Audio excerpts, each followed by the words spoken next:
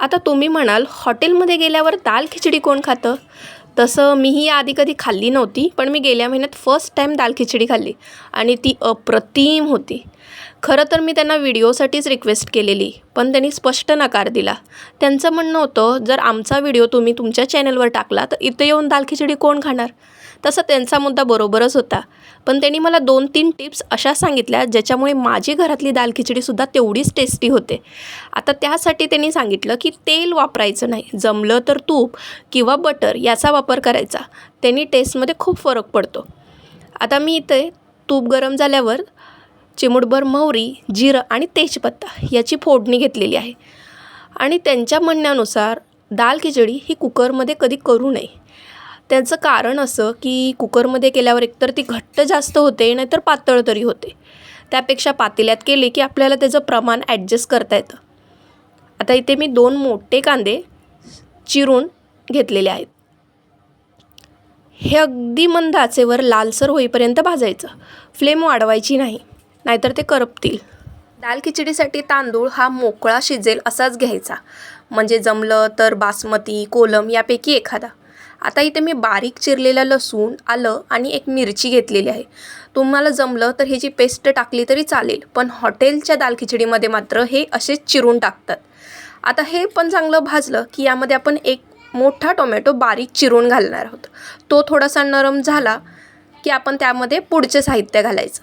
आता यासाठी म्हणजे दाल खिचडीसाठी मी जी डाळ वापरलेली आहे ती 50 ग्रॅम मूग डाळ, 50 ग्रॅम तूर डाळ आणि 50 ग्रॅम मसूरची डाळ अशा तिन्ही डाळी कुकरमध्ये 3 शिट्ट्या करून शिजवून घेतलेल्या आहेत. आपला टोमॅटो बऱ्यापैकी भाजला आहे. आता यामध्ये आपण मसाले घालायचे.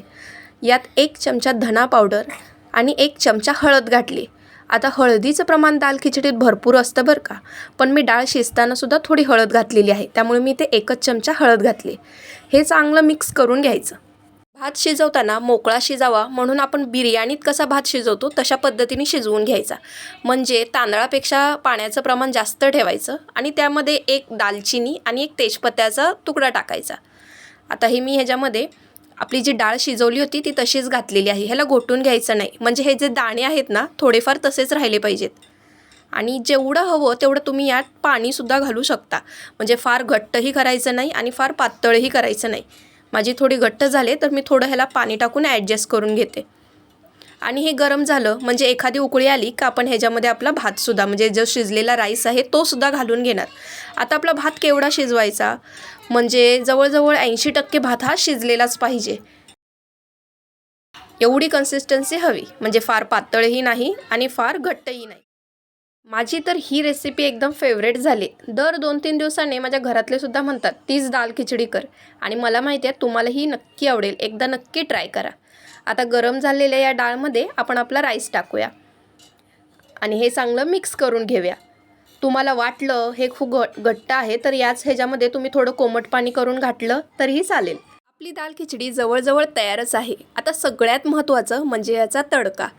तो दिला की ही दाल खिचडी एकदम परफेक्ट होईल. आता ही कन्सिस्टन्सी बरोबर आहे, त्यामुळे मी यात काय पाणी ॲड करणार नाही. हे बघा. आता राहिलं ते मीठ.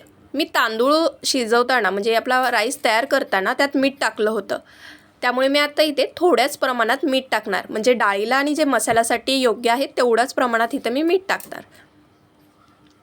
आणि शेवट म्हणजे आपला तडका. आता तडक्यासाठी मी इथं तुपाचा वापर केला आहे. तुम्हाला वाटलं तर तुम्ही बटर वगैरे वापरलं तरीही चालेल, पण जमेल तेवढं तूप किंवा बटरच वापरायचं. तेल शक्यतो वापरू नका, त्यांनी टेस्टमध्ये बराच फरक पडतो. आणि याच्यावर भरपूर बारीक चिरलेली आपण कोथिंबीर घालूया. आपण इथे बेडगी मिरच्या, मोहरी आणि हिंग याचा आता आपण तडका देणार आहोत. पण तडका दिल्या हे पटकन झाकून ठेवायचं, म्हणजे ह्याचा तडका व्यवस्थित बसतो. हे बघा, आपली दाल खिचडी तयार आहे. आता मी तडका कसा द्यायचा ते तुम्हाला दाखवते. हे बघा, लगेच झाकलं की त्याचा तडका एकदम छान बसतो. आपली दाल खिचडी खाण्यासाठी एकदम परफेक्ट तयार झालेली आहे आणि एकदम हॉटेलसारखीच लागते बरं का. एकदा नक्की ट्राय करा आणि कशी झाली हे मला कमेंट करून कळवा.